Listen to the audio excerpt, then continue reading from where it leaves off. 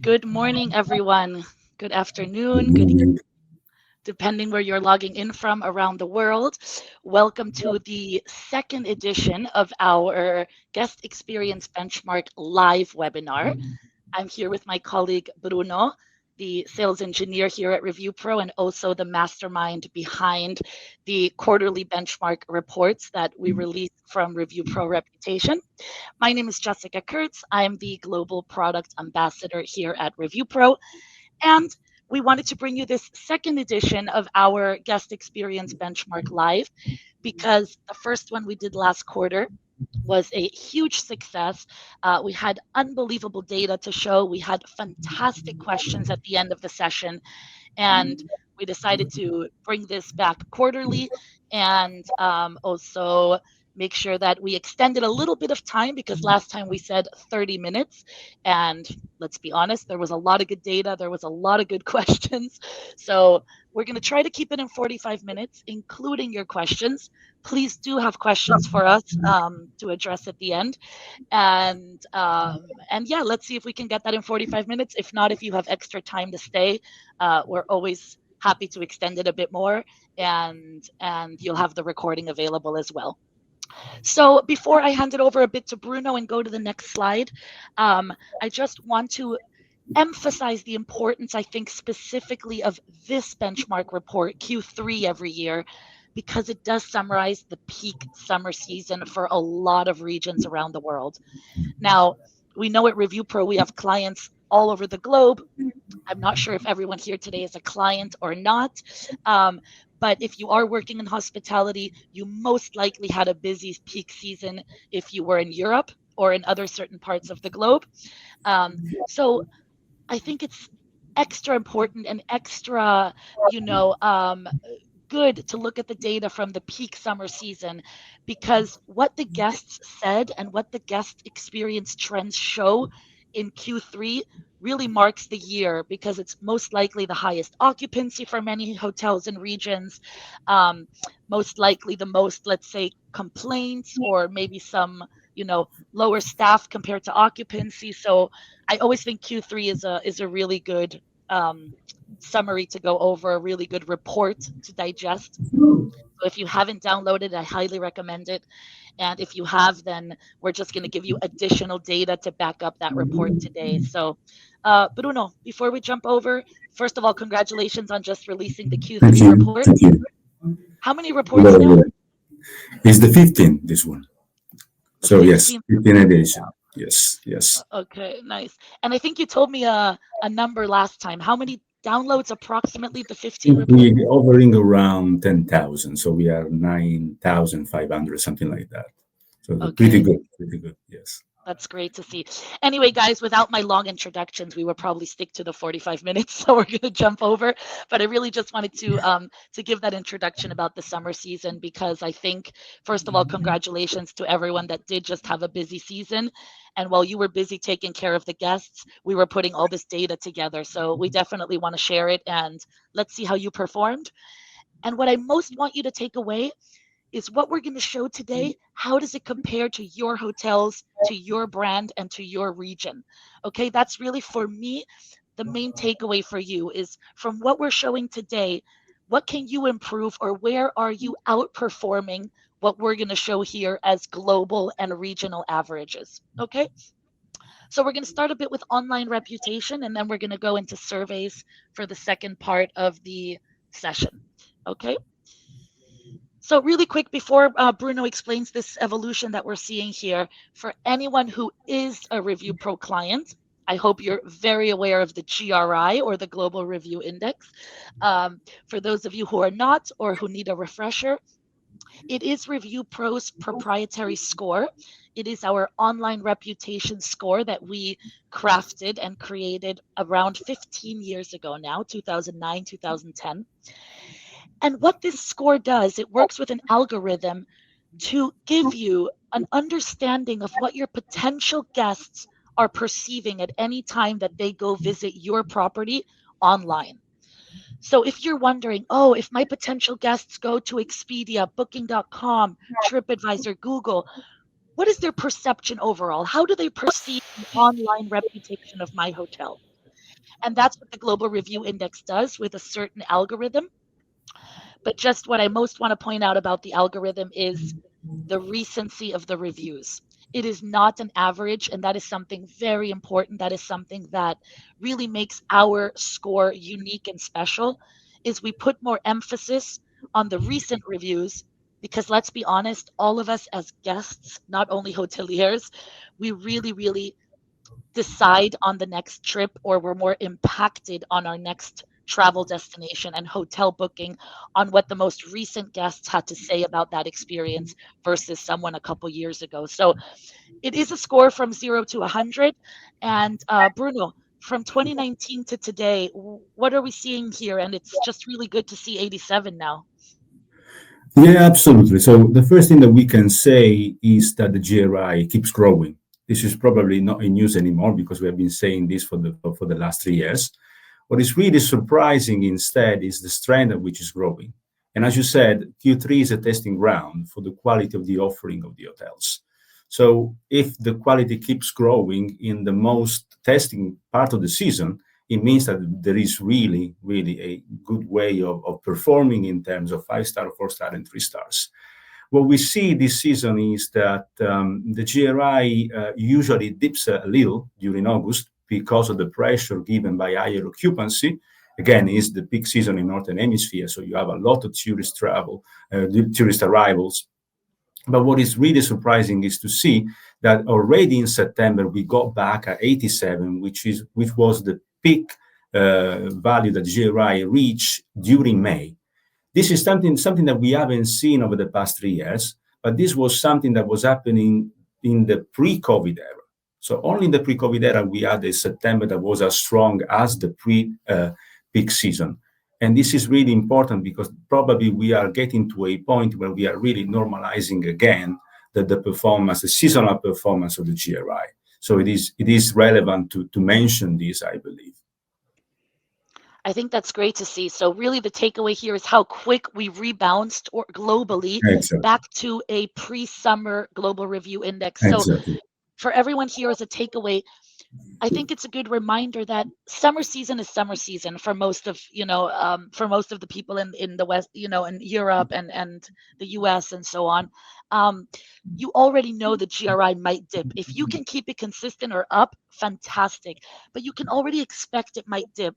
What I think is great to take away from this is what can you learn from that to quickly recover like we're seeing globally. So if Exactly. September and October you have not recovered from summer, go look at your semantics. We'll go into that later, but go and look how you can also prepare after high seasons to pick that up again. So that's really good to see. And something I wrote down, Bruno, is I saw in your report a zero point 0.7 increase this Q3 from last year Q3. So very Yeah, exciting to see that compared to it's summer really, 2024, yeah, globally yeah, we jumped zero point yeah. 0.7. So Really really good huge here. growth. Definitely, definitely, yes. Great. So yeah, for all the hoteliers here, go check out your global review index. Look at your reviews from the summer and how can you quickly bounce back before the next busy season for you. Um, so speaking of global review index, and I think Bruno and I, or I'm sure Bruno and I talked about it if you came to our first edition in July.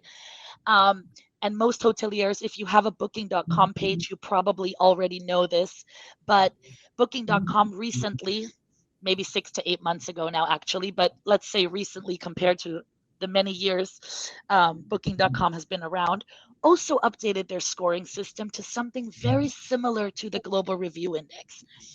They used to take all your scores from your guests' reviews and create an average over the last years. And what was the downside of this? And why does the Global Review Index in that case work better? Is because no matter the effort that you and your hotel teams were putting into improving and looking at the negative reviews and trying to train your staff, do those renovations, improve those mattresses, Booking.com was not changing. It was not budging no matter what you did. So it is demotivating to the team. It is demotivating to hoteliers because that score is not jumping. So Bruno, what are we trying to show here after the new scoring system? We wanted to show the huge difference between the old scoring system and the new one, which, as you said, is closer to the rationale that we use since 2009. As you can see now, we are taking an example of just one property in South Africa, Cape Town. Okay. The performance in terms of GRI is exceptional. Sometimes it was getting close to 100%, which is, as a former client, I can say, I mean, I can only dream of reaching that level. But if you look at 2023 and 2024, Booking.com scoring system didn't budge. So it was stable at 8.8. As soon as the new system, the new scoring system was put into place, you can see we recorded 14 changes, more than all of the other 3 years combined. And now the performance of this exceptional hotel is 9.3 on Booking.com, so a lot closer to 96%, which is the GRI level. This is, again, the way why we use the GRI, the reason why we use the GRI, because the GRI is really giving the pulse of the current situation, and it's not kind of pulled down by the average of the past 3 years, which did not represent, or do not represent, the current performance of any property. So again, it is to testament to the quality of the GRI, and also the fact that Booking.com is using a similar method now, which is rewarding the hotel in a more in a better way, definitely. I think that's great, Bruno, and exactly what you said. I think it's not pulling down from the past, because, okay, maybe the beds haven't been renovated in the last 3 years, but now in the last 6 months they Yeah, were. Guests are exactly. appreciating it. Guests are leaving positive reviews about it. The teams have been trained and maybe giving a better experience at arrival and departure, but nothing was moving. So to be able Exactly. to see the Booking.com score get closer to the global review index is really great. So once again, if you were not aware of this, just keep in mind Booking.com did update their scoring system, their algorithm. So take a look. I'm curious for all of you hoteliers out there. Did your Booking.com score change in the last 6 months for better? Um, if it didn't, great opportunity to remotivate yourself and your teams. What are those reviews saying? What can we improve? And you will see that as your guest experience improves where needed, you will see your Booking.com score go up as well. So I thought this was a really nice case study for the one luxury Definitely. hotel, and I'm Definitely. sure we're going to see many more examples like this. So Bruno, then tell us a bit, because now we talked about global review index, we talked Mhm. about the booking score, but where are the reviews mostly coming from? I mean, obviously, we can clearly see here the different regions, but what's the summary here? We need to consider here that we are in 2025, we are forecasting a 5% increase at global level in terms of tourist arrival. But the ongoing trend in terms of review volume is a downward trend. So the review volume is dipping a little. But this is contrasted by the huge growth that Google is able to achieve, has been able to achieve in Q3. Among the major sources that you can see that the variation of the market share, Google is the only one who has been able to grow against 12 months ago. And the growth is 7.4 points in terms of market share. It's massive. Google is growing in every region of the world. In some of the regions like Latin America, it's growing by 50%. In some other regions like Europe, a very competitive market, is growing by 25%. And it is, an achievement which is really, really noteworthy. And so much that in some of the countries, like some of the regions like Africa and like Latin America, is becoming the biggest source of reviews. All the other sources either kept the same or are decreasing, like Booking.com is losing a bit. Also, Agoda is losing some market share. But then is Google that is single-handedly being able to grow the global review volume. Yeah, I think what's really interesting, like you're saying, Bruno, if you look at Europe, it's like Booking.com and Google, of course, coming up. But then I love seeing how different markets like Asia have such a more variety of sources. So I think for all the hoteliers out there, it's really important. You might wonder, why is the share of reviews important? Go compare it to yours, to your brand.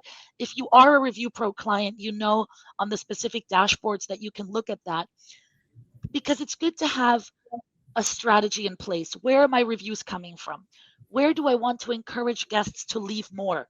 So if you see certain sources dipping for you, what can you do to motivate guests to leave reviews on those sources?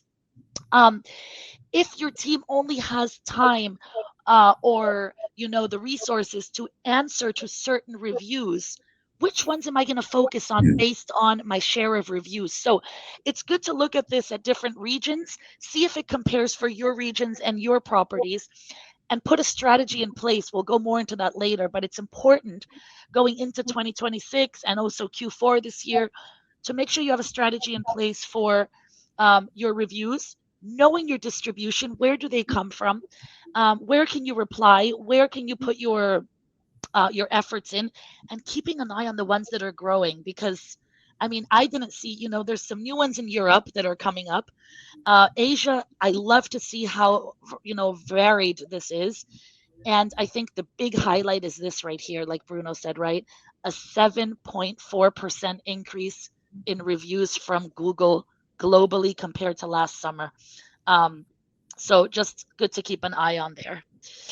Okay, great. Make sure to keep questions for the end. I'm Yeah. sure things are coming up based on this. Yeah, Bruno? Another big thing to mention is that, as you can see, we decided to merge the Hotels.com reviews into Expedia because the Expedia group was duplicating the Hotels.com reviews into Expedia. So in order to represent the real contribution to the global review volume, we decided to merge the two sources into one. That allowed us also to add more regional sources like Elong for the Asia market, then Hotel Puan for the European market, and Yelp for the North American market. So in order to represent a bit more what are the regional sources that have a stake in that specific regional market. And that makes it even more varied in terms of representation, definitely. Yeah, that's true. That's great to see. I'm really curious how booking continues next year because they're the big leader, but they have been dipping a bit compared to Google. So curious for everyone, as I mentioned, go take a look if this compares well or if this is aligned with your brands and your hotels around the world. So let's talk a little bit about volume because Bruno, you just mentioned tourism going up, which is great. Obviously, we always want reviews, but we want you hoteliers want more heads in beds and more occupancy than reviews. Obviously, that's the priority. Um, Reviews are great for feedback and for improvement, but I guess the reality shows, are we going down in review volume then? Is that the message? What was happening is that compared to 2023, 2024 saw a somewhat huge decrease in review volume. We were expecting this same downward trend in 2025, but instead, thanks to the contribution of Google, we will see later on a bit more about this, the total volume that Q3 generated is a little bigger than the record year of 2023, plus 0.1%, and 2.6% bigger than 2024. But again, this has been almost single-handedly generated by Google. Otherwise, we would have seen a downward trend as the one that we witnessed in 2024. So this is really important to mention this. Oh, so the 7% increase, was it seven? Let me go back. This is in the Yeah. market share, 1.4 points in market share. Yes, yes. So the 7% of review volume increase in Google is what also helped us overall Definitely. globally have more Achieve that, volume. yes. We overtook the record year of 2023, which we didn't expect that to happen at the beginning of the True, analysis of Q3. true. Because I wrote down here, Bruno, and you just said it actually. I think you know your report by heart. um, Almost. 2.6% review volume increase from last Q3, right? Last summer. Exactly, yes. So what I wrote this down because I wanted to tell everyone is take advantage of the reviews you get in Q3. For me, they're the most indicative of your areas of improvement. Obviously, we all want to hear positive things. We all want to make sure that we're doing well. But Q3 is if you live or your hotels are in regions where summer is peak season, take advantage that we increased 2.6% reviews from last summer. Analyze those reviews and what can you learn from your busiest season because that's where guests are going to be the most honest. It's probably where your staff is the most tired, where the rooms are maybe the most if every other day someone is checking into the same room, there might be some complaints about the room conditions. Um, so I just think let's take advantage of this increase in volume from last year. And um, the feedback I think that comes from the busiest months is really good raw feedback to analyze. So remember, if you're Review Pro clients, put into your semantic mentions July, August, September. See what comes out. What were your guests talking about this summer, and how can you prepare to come out of the peak season with a better GRI? So, I mean, we can go through this one quickly because I think, Bruno, we've talked about this a lot, but obviously these two are Mhm. taking the lead. Why did you want to show specifically, the trend of Google for I, booking? I think there is an interesting story behind this. As you can see, compared to 2022, Google is almost closing the gap with Booking.com. Okay, the gap was really big. Booking.com was generating in Q1 almost twice as many reviews as Google, and now we are getting closer and closer. The two sources are almost generating the same amount. It is not just the Google growth, but it is also the decrease in review volume generated by Booking.com for various reasons. What is interesting to say is that when we started the first edition of this report, we analyzed the past performances, and you have to imagine that in Q4, we were predicting that in Q2 2020, Google would have been able to overtake Booking.com in terms of review volume generated at a global level. Then, of course, pandemic hit in Q1 and everything changed. But what is striking is that it took Google 5 years to get back to the point which they were in Q4 2024. So it took a very long time to be able to see this situation again that we saw in Q4 2019. So that I think is really interesting to see these dynamics and how much the COVID, of course, impacted everything. For me, this is crazy what you said. 620,000 reviews to almost getting, so close to Booking.com here. I wrote down Booking.com only grew 13% since 2022. You said that last time we talked, Exactly. right? And whereas Google almost doubled since the same time. Yeah. So Yeah. Exactly. Exactly. I think, Bruno, when we were doing the rehearsal the other day, you mentioned something like maybe one of the reasons, because I'm sure that a lot of questions in the audience is about why the review increase in Google. And one of the things we talked Yeah. about, and at least I use it every day, is Google Maps, right? So I think the use of Google Maps and using that for reviews and to find restaurants, hotels, and so on, it automatically takes you to look at the reviews there and maybe then prompts you to also leave reviews. So I'm curious, anyone in the audience, if you have some ideas of, the surge in Google. Obviously, in the past, we've heard about fake reviews, but I think we talked about it last quarter. Booking.com, Google, TripAdvisor, the big players are working together to, cut fake reviews. But I'm curious. I want to do some deeper analysis in the next quarters on Google's. Definitely. Yes. Yes. Yes. We will do that. Yes. Yes. But I think Google Maps is a really good point. Great. So, well, one of my favorite topics actually, because now we talked about review volume, global review index, but I'm hoping that all the hoteliers here today or watching the recording later uh, do focus on average response time and on responding Definitely. to the Yes. Yes. reviews. Yes. Yes. Because before I hand it over to you, Bruno, um, this reminds me of the recent, or I don't know how recent, but a TripAdvisor study that actually showed that, and hoteliers, I really want you to listen to this, 68% of travelers are more likely to book a hotel where the hotel responds and has a management response to the reviews than one that doesn't. So I hope everyone here is responding. Not only that, but having a strategy in place. And what that means is, Definitely. okay, maybe we can't get to 100%, but are we focusing on the negative ones first?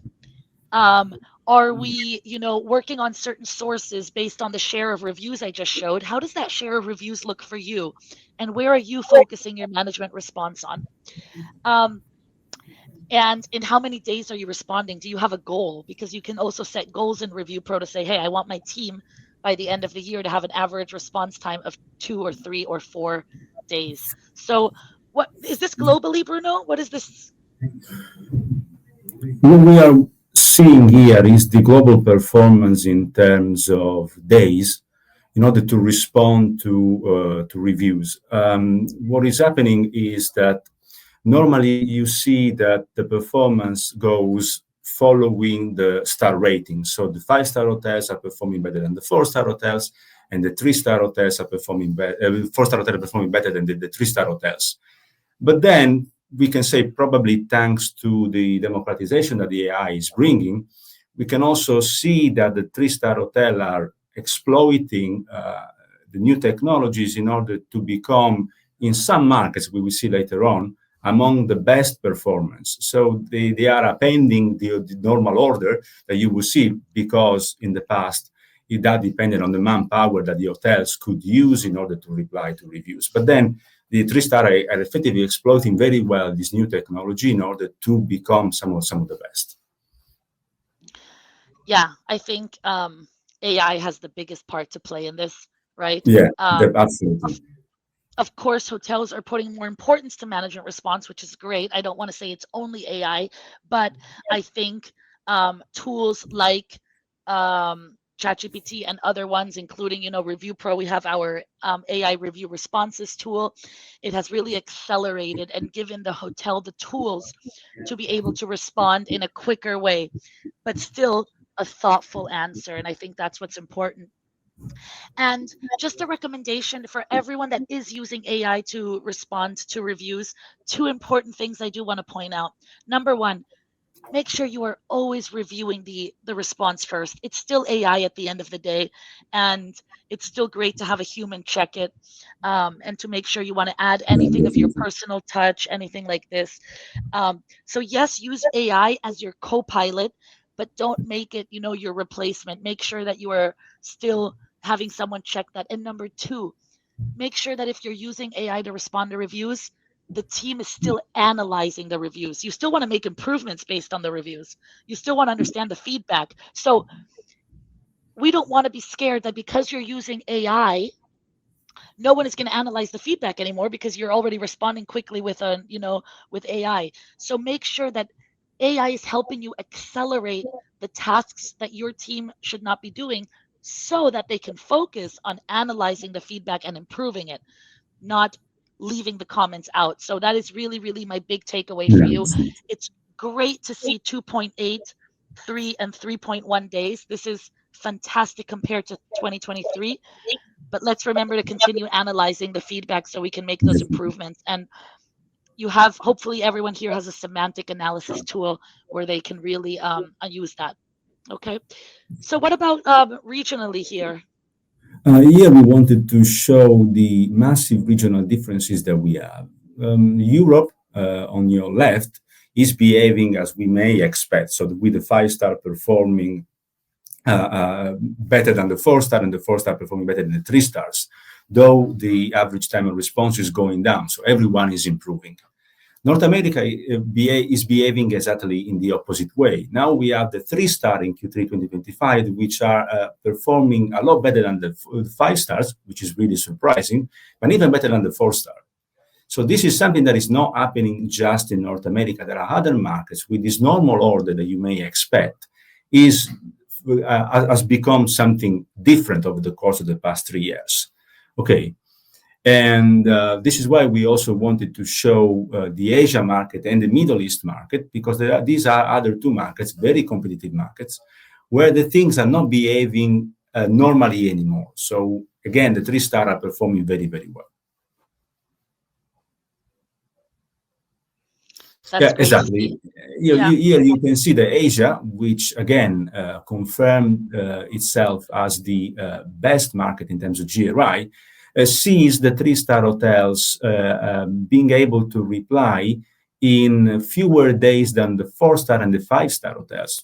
Again, so very, very surprising to see this performance keep improving.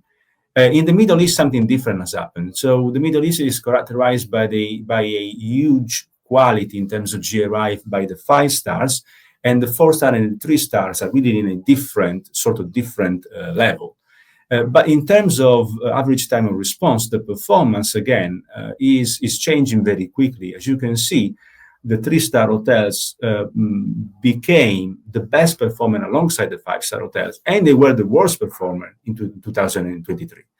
So then again, this is something of a testament of the quality improvement that the different star categories can achieve using the technology in a very skilled way, let's say.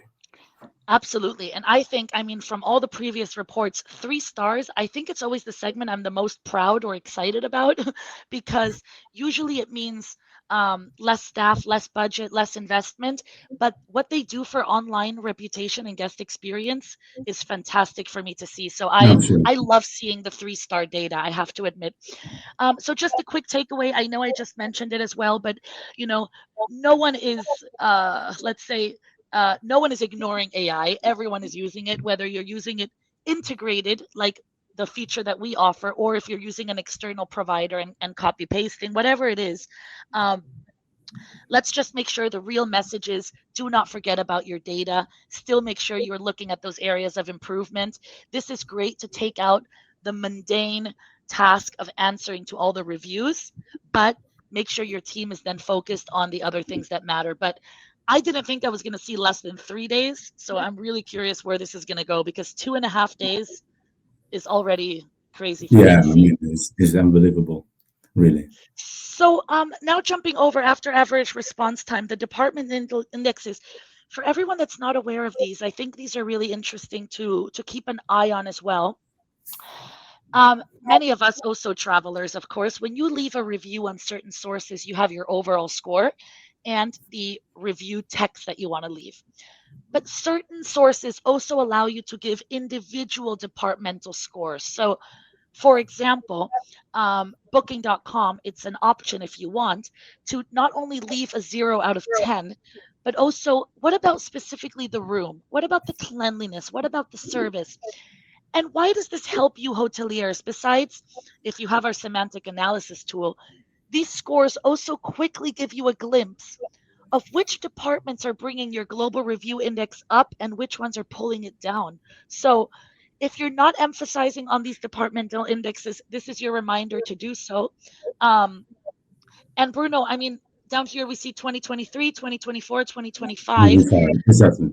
What are the main takeaways for these departments? The main takeaway is that we can cross-validate the GRI growth by looking at the major department indexes. And as you can see, again, the vast majority of them, with the exception of cleanliness, are growing. So again, the GRI is testament to the fact that the market is improving in all of the major departments but cleanliness. What is important to mention here is that you can take a look at the difference between 2023 and 2024 for cleanliness and room. You see a big leap upwards for both of them. This is because in Q2 2024, both cleanliness and room improved massively. And from the moment onwards, so from Q2 2024 to today, cleanliness is slightly losing a bit of performance. This is not the case for room, because room is maintaining, kind of is keeping this sort of huge performance that it gained in Q2 2024. But cleanliness instead is the only major index that is losing a bit of performance quarter after quarter. Again, this is not significantly impacting the GRI because the GRI keeps growing and is growing massively for the 3-star and the 4-star, more than for the 5-star. But again, it is a very interesting sign to see how the different indexes behave in a completely independent way sometimes, as it is normal to imagine. Yeah, for me, it's crazy to see like food and beverage completely have a surge, but it makes sense because when I travel, I see hotels put more and more effort into their F&B outlets, Absolutely. It Absolutely. used to be like, oh, we offer breakfast and it's a nice to have, or we have a restaurant and the menu is very boring. At least, I've worked in some hotels in the last 15 years and I've seen the evolution and now as a traveler as Absolutely. well. Absolutely. And we see in a lot of studies from different big players in the industry that we're trying to curate guest experiences more. And Yeah. so I love F&B makes total sense. But what I'm very happy to see after my 5.5 years at Review Pro is value going up because Yeah. value is very tricky to measure. Yeah. If you ask guests, do you think the experience you had is worth what you paid? this is so personal. This is so like I don't know how to describe it. It's very tricky to get good scores for value because everyone would like to pay a Yeah, little it bit is. less. No matter how good the experience was, we're going to think it was expensive. It's just how we are as humans. Mhm. So it's a really hard metric in my opinion to increase. So seeing value go up, especially once again 3-star, Yeah, very exciting here. And for everyone here online, if you are in hotels, take a look at your cleanliness scores. Not only the scores, go look at it with your mentions, with your semantics. What are your guests saying this last 6 months or this year about your cleanliness, and see if are you also going a bit downward since last year? Are you going up? And what can you work with your director of rooms, with your housekeeping team? A lot of our clients have external providers. Maybe you need to relook at that and see what about cleanliness. And what I think is so great about Review Pro and other semantic tools is we're not making the hoteliers have to guess what is going on with cleanliness, right? It's specifically it's very dusty, or the I found things under the bed, or the bathroom was not clean, or the products you use gave me very strong smells. So um, we really narrow it down in Review Pro to tell you this is what your guests are saying in the past year about your cleanliness. So I love this slide, Bruno. Thank you for including it also in your report. mm. And One little uh, thing to add to what you said about food and beverage. yeah, Surely we can say that in the past years, the increased relevance of total revenue also contributed to kind of put more effort into food and beverage. And probably what we are seeing now is a consequence of the ability to gain, like to generate a revenue stream out of the food and beverage, a bigger revenue stream, so improving the quality, because what was in the past, like just room revenue, now has become total revenue. So every source of revenue is contributing to generating the total amount of revenue that any hotel is kind of forecasting and trying to achieve quarter after quarter. that's a good point actually, because I think everyone online knows the term ancillary revenue. We've heard it so much in the past years, which is what other revenue can a hotel make besides from the room. So it's exactly what you're saying. I think hotels are investing more money in things other than the room to also understand that they're going to make more revenue with experiences, spa, food and beverage, tours, everything else. So I think TRevPAR, right? Total revenue per available Exactly. room versus just RevPAR, where it really encompasses the extra revenue that can be made from every experience. So that's a good point for all the hoteliers out there. How are you taking advantage of ancillary revenue? Do you have new things that you can, let's say, maximize next year as you look at 2026? I'm sure there's offerings that you're still thinking about that you want to do or that you have not thought about, and really trying to maximize that extra revenue because travelers are really looking for experiences, I think, more than ever. So we've talked a lot about the word sentiment analysis, semantics. If you have Review Pro, you know about this term specifically. But what we wanted to show here is what are the categories for each of the regions and globally that are most bringing down the global review index or most bringing it up in a positive way. So, Bruno, what are we seeing here? Here we wanted to show the massive difference that we have between what is positively affecting the GRI, so what is statistically contributing to pulling the GRI up, and instead what is negatively affecting the GRI. Because when you see what is positively affecting the GRI, you see the divergence between the region is very small. So experience, services, and staff are contributing more or less the same amount. They have the same magnitude in terms of impact. On the contrary, if you look at what is negatively affecting the GRI, there is a region that is clearly standing out, which is North America. North America has been impacted massively by room and cleanliness. And this has never changed over the course of the past 5 years. So North America is being affected by that. Again, what we said previously, Asia is the best performing market. Why is that? Because the negative effect of room and cleanliness is very small. And the difference is so big that without these big issues, North America would be among the best market, and instead has been constantly pulled down and sort of been weighted down by the negative effect that room and cleanliness have. And the difference is very striking. This is why I wanted to reinforce the concept that the region may have a significantly different behavior in terms of categories affecting the GRI. That's a really good point. If you add up room and cleanliness, it's about 6 points that the U.S. or North Exactly, yes. America, including Exactly. I think more Mexico as well. Um, it could improve the global review index regionally in North America by six Massively. points if they're Massively. focusing on room and cleanliness. So if you are listening to the recording and you are in the US, because I think it's the middle of the night there, so I Yeah, don't think anyone is online. But if you are here in Europe, but you have properties in North America as well, um, go see if this matches yours and really put an emphasis on room and cleanliness because it seems to be a market where the guests really care more about that and it has a bigger impact on the guest experience. So I don't know if it's because more hotel rooms need to be renovated or the standards of the guests are just different, but yeah, really, really good to see this because even though room is the number one negative category in all of them, it only has a zero point 0.9 negative impact in Asia versus 3.4 in the North America, what you're saying. So this is interesting.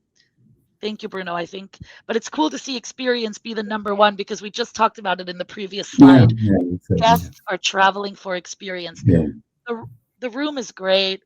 The views are great. The food and beverage is important. I think we're going to see F&B come up higher here actually in the next quarters. That's definitely, yes. my theory. Um, but experiences and service. I mean, we all want a good staff and a good Yeah, service experience. Yeah. Okay, great. So this has been highly demanded in the last quarters. Just for absolutely.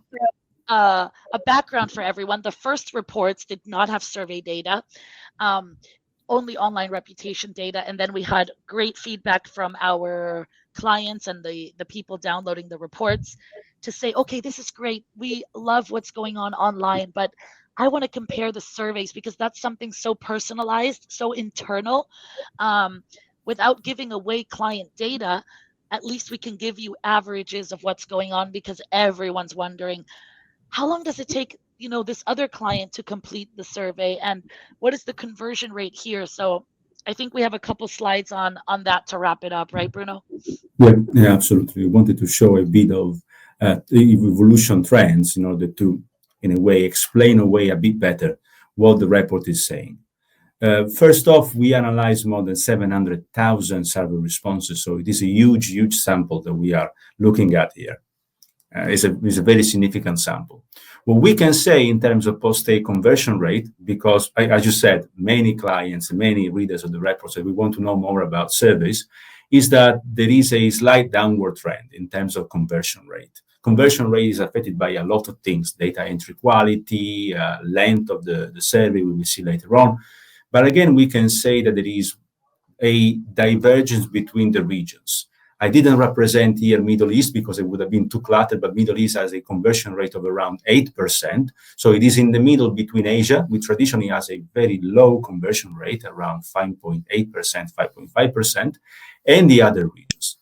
The few regions that are growing, like Africa and Oceania, are in a way a bit of an outlier because the others are kind of being stabilized and kind of keeping the same conversion rate of around 13% for Europe and 11% for Latin America.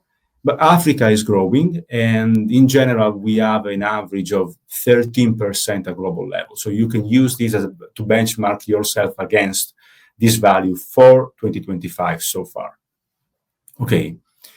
And the other important thing that we wanted to show, Jessica, is the completion time, because completion time is effectively one of the major variables affecting the conversion rate. The longer the survey gets, the less likely you are likely to see people completing the survey. This is why you have a cluster that is in the kind of range between 4 minutes and 5 minutes, in where all the region, with the exception of Africa, again, are able to contain their survey.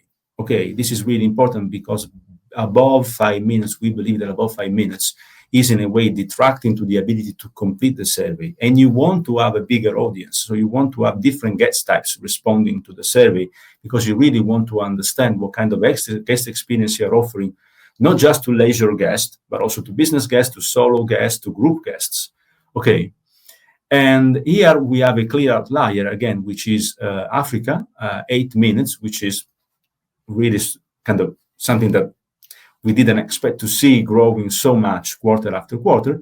But again, all the other regions are kind of compressed in a very narrow band, which we believe is the right thing to do. Between 4 minutes and 5 minutes is the right amount of time that you can ask your guests for in order for you to get the feedback that you really need in order to improve the quality of the services. I think these are two of my favorite slides. I mean, I love online reputation data, but survey data is so interesting because you have so many possibilities within Review Pro, within the guest survey solution to improve what we're seeing here. So the number one thing I want to recommend to everyone is go look at your conversion rates and go look at your completion times in Review Pro.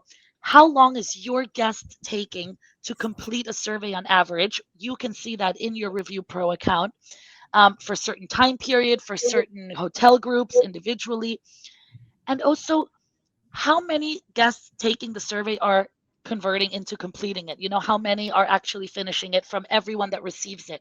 So you have all this information in Review Pro. Go look at it, see if it matches with the trends shown in the latest report released last week. Please download it if you haven't, because it has some fantastic data. And I just want to, I mean, we get the question a lot. How can we improve conversion rate? So I'm just going to give 2 or 3 quick tips. Number one, but super basic, look at your subject line and make sure your domain is your hotels. So with Review Pro, you can quickly change the domain to be your hotel domain so that it's not surveys@reviewpro.com. That's number one, because your guests, you know us, but your guests don't really probably know us, so they're going to maybe ignore that. Your subject line is key. If you can put, I don't know, the guest name into the subject line, or your hotel name into the subject line at least. How was your stay at hotel name? Or 5 minutes of your time, please. You know, I think the subject line, look at the length of your survey. And I'm not saying that long is not good. I'm saying, are all the questions relevant and necessary? Are you going to take action from every question in your survey? That is the number one thing I always tell our clients is, don't have questions just to have them. Really look back at the last couple of years and which questions did you take action with? Because if you didn't, what are you really going to do with that data? And do you really need to have extra 5 questions that you're not taking any action on and might increase your conversion rate and reduce your completion time? So look at your surveys. It's a great time right now. It's October 23rd. You have all of November, all of December to have maybe a fresh or improved or enhanced survey for next year. And we have a great page now. It's maybe 1 year now in Review Pro, called the behavior page, one of my favorite. It tells you, where did they drop? How soon into the survey did your guest drop? What is the top dropped question? And many of our clients now, we have success stories where they said, oh, people are dropping at the second question. Let me move it to the end, or let me remove it, or let me reword it. And we've seen success stories where by taking action from the behavior page, they've seen improvements in the survey. So I think these 2 slides are great, Bruno, with the takeaways of having everyone here look at their survey data and what actions they can take. So I think we have one more slide on NPS. So of course, for everyone, just a quick reminder, everyone here knows, I'm sure, Net Promoter Score 0 to 10. And it's based on one single question in your surveys, if you have it, which is, how likely are you to recommend our property? So what are the trends for NPS, Bruno? Well, what we can say as a general explanation of the behavior of the NPS, usually GRI and NPS behave in the same way. So when the GRI is growing, also the NPS is growing. This is something that we are seeing, but with a caveat. The difference is that while in the GRI, we see the 3-star and the 4-star growing at twice the pace at which the 5-star hotels are growing. Here we have a different picture. So here we have that compared to Q1 2025, 4-star and 3-star are dropping a little. So probably they are feeling the effect of peak season or the increased amount of guests that they host every single day, while the 5-star are able to grow as the GRI is showing that they can. Okay. So given that this was one of the questions that we got in the Q2 webinar, we wanted to show a bit of trend evolution in order to give them the idea of what is the long-term trend that we are witnessing in our survey responses, in our 700,000 survey responses.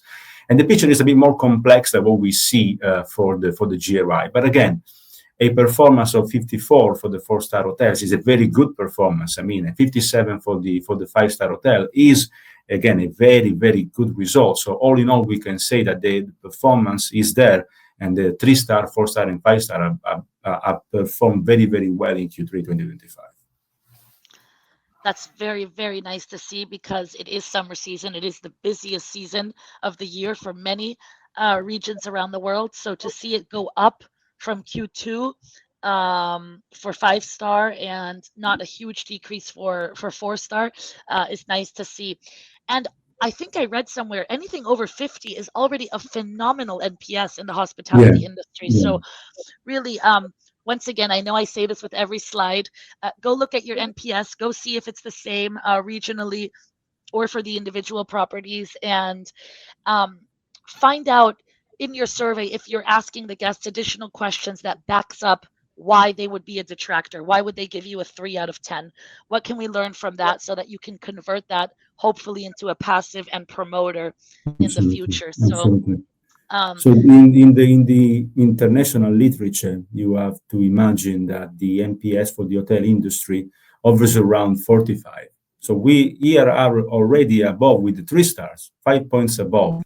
So the performance is really exceptional. I mean, 45 to achieve 45 already for the 4-stars, and the 5-stars is something that they can achieve, but the 3-stars already are showing that they are already above the international, what was known in the literature before we start publishing the data that we have. that's great to see. And what are you thinking? Is that the last slide? Yeah. So I'm Yes. curious, Bruno, and I'm sure everyone wants to know as well. What are your predictions for Q4? Well, difficult to say. I mean, in terms of tourist arrival, we see that the market keeps growing. And I believe that the quality of the offering will stay pretty much the same. The kind of political turmoil that we saw in North America may affect some of the regions, but there are other regions that are growing very fast, like Middle East, and Asia is confirming to be one of the best. Probably a bit more complex situation we have here in Europe, because the performance is already very mature. So imagining that to grow even more is a bit difficult, but I believe that there is still room for improvement. As you see, cleanliness is one of those. It can get back to a bigger and better level. So all in all, 2025 can confirm to be a very positive year, and Q4 can be again as positive as it was Q2 of this year, I believe. The only major trend will be to see how the review volume will change. It will keep changing. I mean, as we see, it has changed a lot of the past 12 months. So it's going to be interesting to see how much Google is growing, and if Google will be able to overtake Booking.com as kind of biggest source at global level. So I believe that it can be positive, but there are changes that may affect the overall performance. We will see in Q4, definitely, yes. I'm curious. I'm curious about cleanliness also for the Yeah, definitely. And survey data is always my Yeah, most exciting yeah. as well. Your And I clients want to love it. see, yeah, cleanliness. Great. So I just have this screen up right now. If you have not downloaded our Q3 benchmark report, it's great to share with your teams, to read it yourself. We created some additional slides for this presentation, but the one in the report is really easy to digest. It's a lot of graphs. compare it with your regions, look at it, reach out if there's anything we can help you with, anything you need, whether you're a client or Absolutely. not. I think you can see our passion for for hospitality and what we do. So please message me on LinkedIn if there's anything I can support with. You can scan the QR code here for the report. And I believe my marketing team also just left my LinkedIn in the chat. So please feel free to add me if we don't know each other. And I'm sure Bruno as well. And yeah, if there's no questions, if anyone has something right now, if not, 55 minutes. I only went 5:10. Okay, 10 past what I promised at the beginning. Oh, it's still under an hour. So thank you all for your time. You can share this recording with others as well. And if there's anything else you'd like to see actually in these quarterly webinars, you can also ping me on LinkedIn, and we're happy to evaluate and see if it's something we can bring. This was really interesting information, but I would love to see, I don't know, NPS by region or more survey data, anything specific, and we can always evaluate. So, Bruno, thank you for your time. Second Thank you. edition, really Thank you fun all. as always, and wishing everyone a great day ahead. Thank you so much, everyone. Thank Have a you. good day. Thank you. Bye. Bye bye.